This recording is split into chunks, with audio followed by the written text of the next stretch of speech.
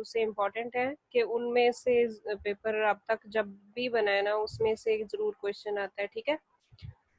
लेकिन ये जो है ये जो नेक्स्ट क्लास हम करने लगे हैं और ये जो 9 अमाइनो एक्टिविटीज हमने किया था, ठीक है, ये है तो इम्पोर्टेंट, डिज़ाइन है पूरा आपका सिलेबस ही है, लेकिन अगर पेपर पॉइंट ऑफ व्यू से देखा जाए और पास्ट पेपर्स को देखा जाए तो एंटी मलेरियल्स में 4 अमाइनो क्विनोलिन्स, 8 अमाइनो क्विनोलिन्स और सिलिकॉन अल्कलाइड्स इन तीन के ऊपर मैक्सिमम क्वेश्चन आता है 20 मार्क्स का, ठीक है, जिसके अंदर आपने सॉरी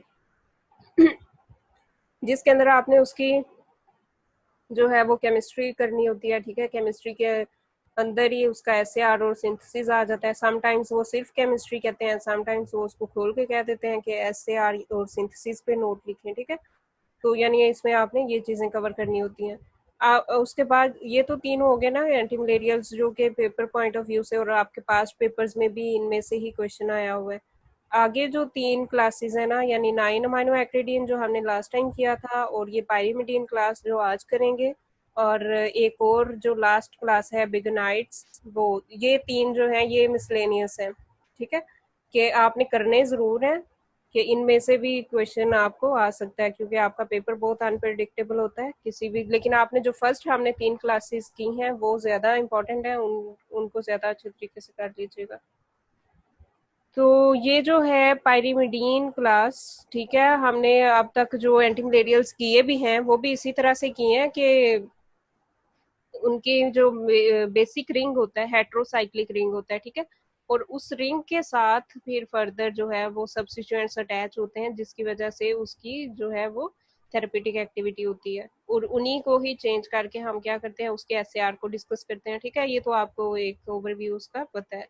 तो पायरीमिडीन क्लास में इसके नेम से इंडिकेट हो रहा है कि इसके अंदर जो बेसिक रिंग है वो पायरीडीन रिंग है, ठीक है। तो उस पायरीडीन रिंग के साथ आगे फर्दर ग्रुप्स अटैच होंगे और उससे हमारी ड्रग बनेगी, और उसको देखते हैं कि किस तरह से वो होती है, ठीक है। अब ये आप देखें, ये जो रिंग आपको नजर आ रहे हैं, ठीक है, ये सारे जो हैं ये क्या है पायरीडीन रिंग्स, ठीक है। तो ये यानी क्या है 6 कॉर्नर्ड रिंग होता है, उसके अंदर जो है वो 2 नाइट्रोजन होते हैं एट स्पेस ऑफ 1 कार्बन, कि एक दूसरे से एक कार्बन दूर, ये आप देखें। तो पूरा जो है वो 6 कॉर्नर्ड रिंग है, ठीक है, और उसके ऊपर जो है उसमें क्या है 2 नाइट्रोजन है, एक ये नाइट्रोजन है और एक ये नाइट्रोजन है, and they are at space of 1 carbon, यानी इन दोनों के दरमियान में क्या है एक कार्बन, ठीक है, कार्बन का एटम है, ठीक। तो ये है पायरीडीन। तो पहले आप पायरीडीन का बताएंगे, उसके बाद फिर आगे फर्दर उस क्लास को डिस्कस करेंगे। ये हम जब से एंटी मलेरियल कर रहे हैं हमारा लेआउट यही है कि हम पहले उस हेट्रोसाइक्लिक कंपाउंड को डिस्कस करते हैं, उसके स्ट्रक्चर को, क्योंकि उसका बैकबोन है ना, आपको जब तक उसकी बैकबोन का नहीं पता तो आप उसके पूरे स्ट्रक्चर को कैसे डिस्कस कर सकते हैं, ठीक है। तो ये हो गया पायरीमिडीन का स्ट्रक्चर।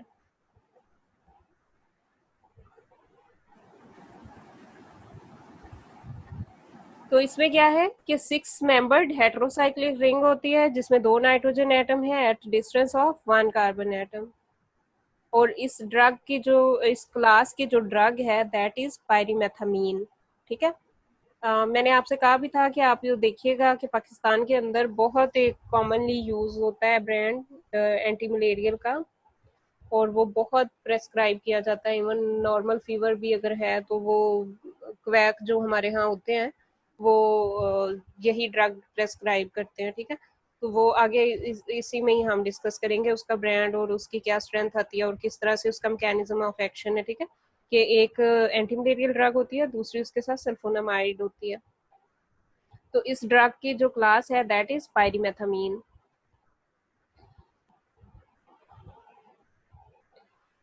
तो सबसे पहले देखते हैं कि 2,4 डाई अमाइनो पायरीमिडीन, ठीक है, ये भी इसी क्लास से बिलोंग करती है। तो देखते हैं कि इसका जो है वो किस तरह से केमिस्ट्री एंड ऐसे आ रहा है।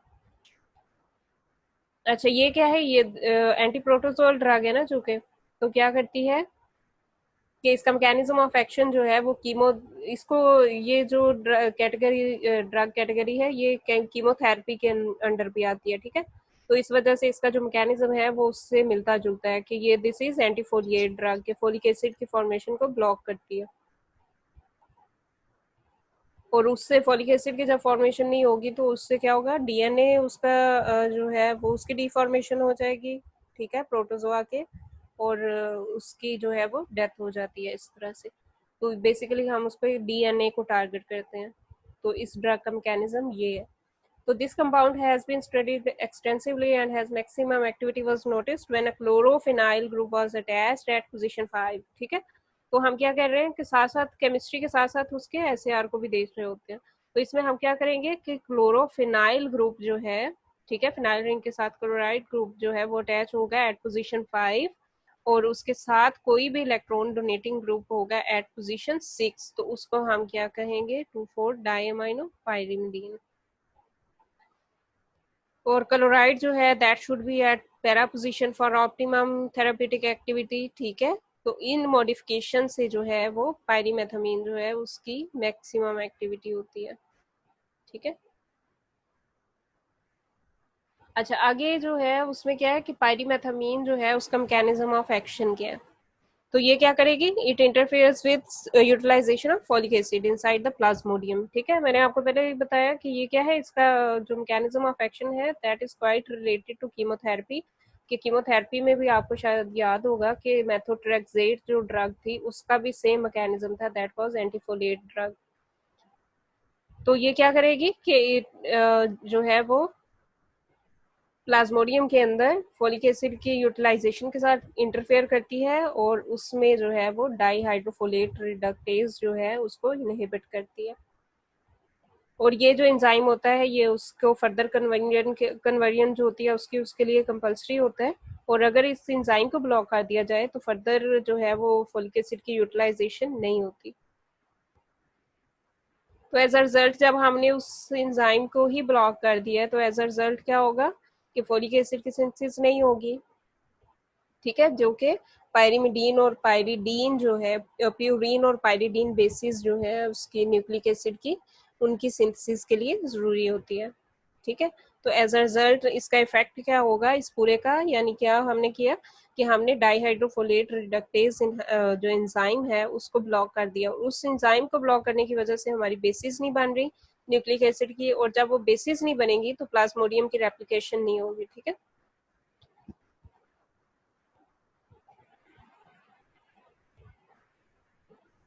हाँ, ये सेम पॉइंट्स हैं, ठीक है। आगे उसका देखते हैं कि स्ट्रक्चर एक्टिविटी रिलेशनशिप क्या है। कि हाँ, कि इसमें क्या है कि जो हमारे पास यहाँ पे प्राइमरी ग्रुप है, प्राइमरी अमाइनो ग्रुप, एक ये अमाइनो ग्रुप, ये वाला, ठीक है, और एक ये अमाइनो ग्रुप, ठीक। तो इसमें क्या है कि two primary amino groups at position 2 and 4, ठीक है, when converted to secondary and tertiary the activity is reduced. कहने का मतलब क्या है कि हमारे पास ये हमारी पोजीशन 1 है, और 2 3 पोजीशन 3 बनती है ये, ठीक है। तो पोजीशन 3 है। तो पोजीशन 1 और पोजीशन 3 के ऊपर जो हमारे पास अमाइनो ग्रुप है, अगर हम उनको यहाँ पे, ये जो है ये हमारी क्या है, पोजीशन 3 है। तो अगर हम उनको सेकेंडरी और टर्शरी, ये प्राइमरी अमाइनो ग्रुप्स हैं, ठीक है, ये भी प्राइमरी है और ये भी प्राइमरी है, अगर हम इनको क्या करेंगे कि सेकेंडरी और टर्शरी में कन्वर्ट कर देंगे तो उससे क्या होगा कि उसकी जो एंटी मलेरियल एक्टिविटी है कंपाउंड की वो कम हो जाएगी। अच्छा, उसके बाद आ जाए ये इस पॉइंट पे कि इस यहाँ पे हमारे पास क्या है कि एरोमेटिक रिंग है, बेंजीन रिंग, ठीक है। तो अगर हम उस एरोमेटिक रिंग को, ये जो है एरोमेटिक रिंग है, आप देखें कि this is directly attach to the pyrimidine ring, ठीक है। तो अगर हम क्या करें कि इस जो पायरिमिडीन रिंग है और जो बेंजीन रिंग है, इन दोनों के दरमियान में कोई भी अगर हम इंट्रोड्यूस करवा दें, for example carbon related compound को इंट्रोड्यूस करवा दें या नाइट्रोजन से रिलेटेड कंपाउंड को इंट्रोड्यूस करवा दें, तो उससे क्या होगा कि उसकी एक्टिविटी कम हो जाएगी। तो कहने का मतलब क्या है कि ये जो हमारी फिनाइल रिंग है ये वाली, ठीक है, ये जो जिसको मैं लेबल कर रही हूँ, ये directly, it should be directly attach to the benzene, जैसे ये यहाँ पे अटैच है, ठीक है। यानी इन दोनों के दरमियान में कोई भी ग्रुप नहीं होना चाहिए। और एग्जाम्पल क्या है कि अगर हम कार्बन से रिलेटेड या नाइट्रोजन से रिलेटेड कोई भी कंपाउंड उसमें इंट्रोड्यूस करवा देते हैं और फिर जो है पाइरिमिडीन रिंग को अटैच करते हैं विद बेंजीन रिंग, तो उससे उसकी एक्टिविटी कम हो जाती है। ठीक है।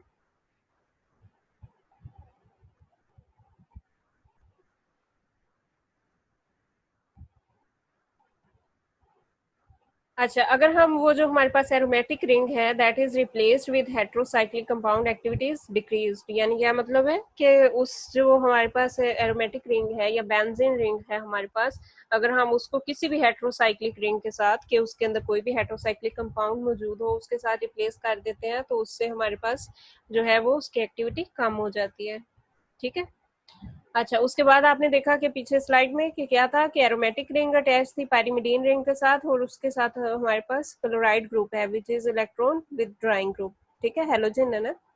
तो आगे क्या पॉइंट है कि ये जो हमारे पास एरोमेटिक रिंग है या हेलोजन है, इसके साथ कोई भी हमारे पास जो है वो इलेक्ट्रॉन विदड्रॉइंग ग्रुप उसके लिए प्रेजेंट होना चाहिए फॉर ऑप्टिमम एक्टिविटी। ठीक है। तो क्या मतलब है कि इलेक्ट्रॉन डोनेटिंग ग्रुप जो है that is essential for the anti malarial activity. ये कि ये हमारे पास क्या है यहाँ पे, ये जो क्लोराइड ग्रुप है, यानी ये जो हमारी ये जो एरोमेटिक रिंग है, ठीक है, इसके साथ हमारे पास कोई भी इलेक्ट्रॉन विदड्रॉइंग ग्रुप अटैच होना चाहिए एट पैरा पोजिशन या एट पोजिशन 6।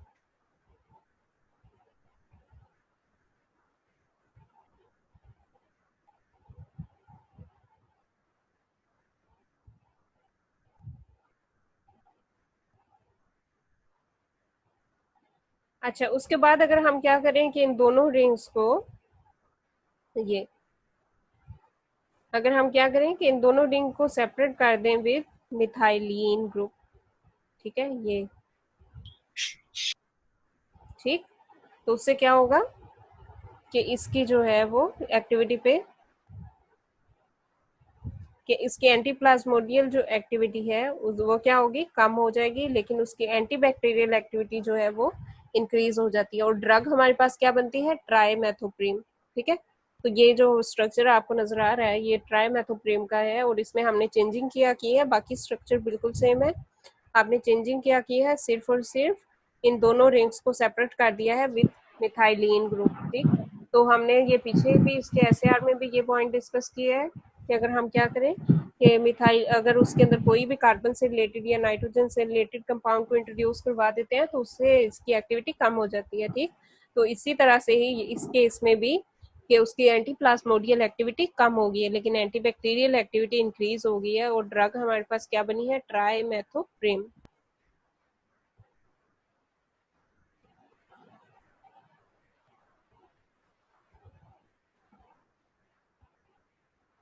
ठीक। अब ये जो है, अब ये हमारे पास जो ब्रांड होता है अवेलेबल, ठीक है, उसको फैंसी डार्ट कहते हैं, जो हमारी इधर मार्केट में भी अवेलेबल है। ठीक है। तो उसमें क्या है कि कॉम्बिनेशन में वो ड्रग आती है कि पायरीमेथामीन है उसमें और सल्फाडॉक्सिन है, और पायरीमेथामीन एंटी मलेरियल ड्रग है और सल्फाडॉक्सिन जो है वो क्या है, सल्फोनामाइड है। ठीक है। तो ये आपके वाइवा में भी आपसे क्वेश्चन पूछा जा सकता है कि कौन सी ऐसी एंटी मलेरियल ड्रग है which is available in combination with sulphonamide. ठीक है, और उसके नाम बताने होते हैं। वो आपने क्या है कि सल्फोनामाइड कौन सी है, सल्फाडॉक्सिन, और एंटी मलेरियल कौन सी है, पायरीमेथामीन। और इनके स्ट्रक्चर भी आपने रिमाइंड करने हैं क्योंकि एग्जामिनर जो है वो अक्सर ही आपके वाइवा में ये पूछ लेता होता है कि उसके अंदर जो है वो कि कौन सी ड्रग है, ठीक है, आप उसका ब्रांड नेम बताएं, अच्छा ठीक है, उसमें कौन कौन से दो कंपाउंड्स हैं, ये हैं। ठीक। और उनके आगे स्ट्रक्चर भी। तो सल्फोनामाइड जो है कि इसको सल्फोनामाइड के साथ देने का मकसद क्या है कि पैरामाइनो बेंजोइक एसिड की सिंथेसिस, ठीक है, कि ये क्या करेगी, उसके साथ compete करेगी और उसकी रेजिस्टेंस को कम कर देती है। ठीक। अगर पैरासाइट जो है वो इससे रेजिस्टेंस डेवलप भी करता है पायरीमेथामीन से, तो उसको compete करने के लिए हम क्या करते हैं, सल्फोनामाइड यूज करते हैं drug with along with anti malarial, और इससे उसकी जो है वो मैक्सिमम एक्टिविटी आती है। ठीक है, ये स्ट्रक्चर है सल्फाडॉक्सिन का और पायरीमेथामीन का। तो आपने ये दोनों करने हैं क्योंकि ये आपको वाइवा में भी पूछा जाता है क्वेश्चन। अच्छा, आगे इनका मैकेनिज्म क्या है कि किस तरह से ये एक्ट करते हैं, ठीक है। ये जो है, ठीक, ये एंटी मलेरियल ड्रग कर रही है कि डाइहाइड्रोप्टेरोइड डाइफॉस्फेट, ठीक है, और पैरामाइनो बेंजोइक एसिड। तो पैरामाइनो बेंजोइक एसिड को क्या है, सल्फोनामाइड इनहिबिट कर रही है, ठीक। तो ये दोनों ड्रग्स मिलके क्या करेंगी, ये डाइहाइड्रोप्टेरिक एसिड के जो है उससे उसके साथ इंटरफेयर करती हैं, that is converted into dihydrofolic acid, ठीक है, और वहां से हमारे पास टेट्राहाइड्रोफोलिक एसिड बनता है। तो ये जो है, ये दोनों जो है वो क्या कर रही होती हैं, हैंड टू हैंड वर्क कर रही होती हैं at a time in order to block the resistance of parasite, ठीक। तो ये इसका टोटल मैकेनिज्म होता है, और ये इस तरह से फोलिक एसिड की कंजप्शन के साथ इनहिबिट करती हैं और प्लाज्मोडियम की डेथ को काज करती हैं, ठीक। ये इसका मैकेनिज्म है कंप्लीट।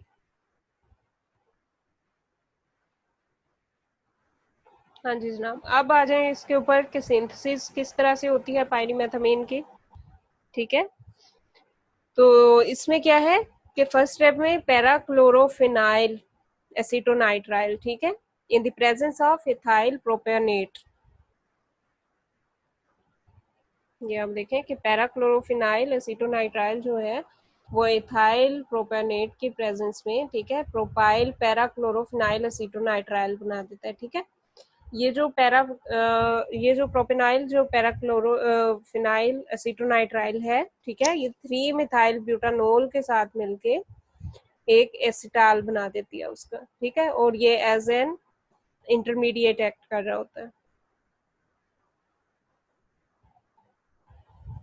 आगे हम फर्दर जब उसकी डिहाइड्रेशन करते हैं, ठीक है, और as a result of dehydration हमारे पास beta ethyl beta isoamyl oxy parachlorophenyl acetonitrile बनता है, ठीक है। तो उसकी जो है वो आगे फर्दर रीअरेंजमेंट से हमारे पास हमारी ड्रग यानी पायरीमेथामीन बनती है। तो यहाँ पे आपने उसका स्ट्रक्चर भी ड्रॉ करना है कि ये, ठीक, कि यहाँ से रीअरेंजमेंट इसकी हुई और फर्दर हमारे पास जो है वो हमारे पास पायरीमेथामीन यानी हमारी ड्रग बनती है, और यहाँ पे आपने उसका स्ट्रक्चर भी ड्रॉ करना है। तो ये हमारे पास है कंप्लीट जो पायरीमिडीन क्लास इसकी, ठीक है, और उसकी ड्रग जो है वो दैट इज पायरीमेथामीन। तो इसके अंदर सारी चीज़ें कवर हो जाती हैं, यानी उसका इंट्रोडक्शन, उसकी केमिस्ट्री, केमिस्ट्री के अंदर उसकी जो है वो सिंथेसिस और उसका एसएआर ड्रग का।